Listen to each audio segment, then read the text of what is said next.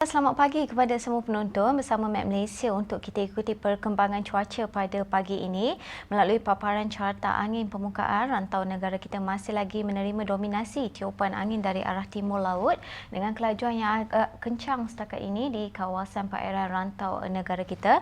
Namun demikian, di kawasan daratan Semenanjung Malaysia termasuk Sabah dan Sarawak menerima kelajuan angin sekitar 30 hingga 40 km sejam. Map Malaysia masih lagi mengekalkan amaran terperingkat kategori ketiga, kedua dan juga pertama bagi kawasan perairan yang telah dilorotkan ini sehingga ke 20 Januari 2022. Keadaan angin kencang dan laut bergelora ini amat berbahaya kepada semua aktiviti perkapalan perairan termasuklah pekerja di pelantar minyak, aktiviti bot-bot kecil rekreasi laut dan juga sukan laut dengan ketinggian ombak yang boleh mencecah lebih daripada 4.5 meter melalui kategori ketiga, manakala kategori kedua boleh mencapai ketinggian ombak antara 3.5 hingga 4.5 dan juga kategori pertama dengan ketinggian ombak sekitar 2.5 sehingga 3.5 meter. Oleh yang demikian, kami menasihatkan orang awam di luar sana agar sentiasa berwaspada ketika berada di kawasan perairan berkenaan dengan kelajuan angin yang boleh mencecah antara 50 hingga 60 km sejam. Seterusnya, kita perhatikan kepada paparan imej gema radar semasa di Semenanjung Malaysia.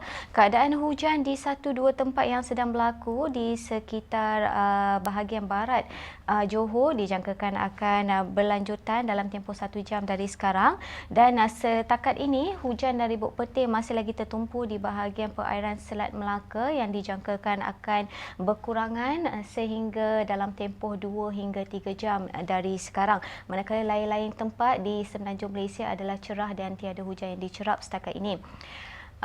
Berlainan dengan di Sabah dan Sarawak, keadaan kelembapan yang tinggi masih lagi tertumpu di bahagian Sandakan dan Tawau. Manakala di Sarawak pula, keadaan ribut petir yang sedang berlaku di bahagian barat Sarawak ini dijangkakan akan berlanjutan sehingga ke awal petang nanti, dan dapat jelas kelihatan ribut petir yang sedang berkumpul di kawasan perairan Sarawak, barat Sarawak, dan dijangkakan akan terus berpotensi untuk berlanjutan sehingga ke awal petang nanti melibatkan bahagian barat Sarawak.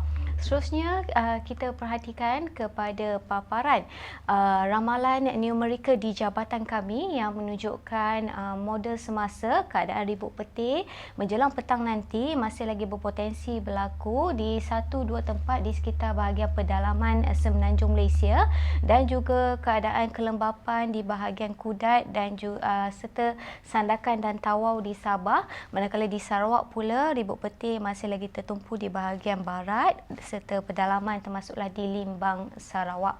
Sekian saja informasi cuaca untuk kali ini. Kita teruskan dengan paparan ramalan hujan bagi bandar-bandar utama di seluruh Malaysia sepanjang hari ini. Assalamualaikum.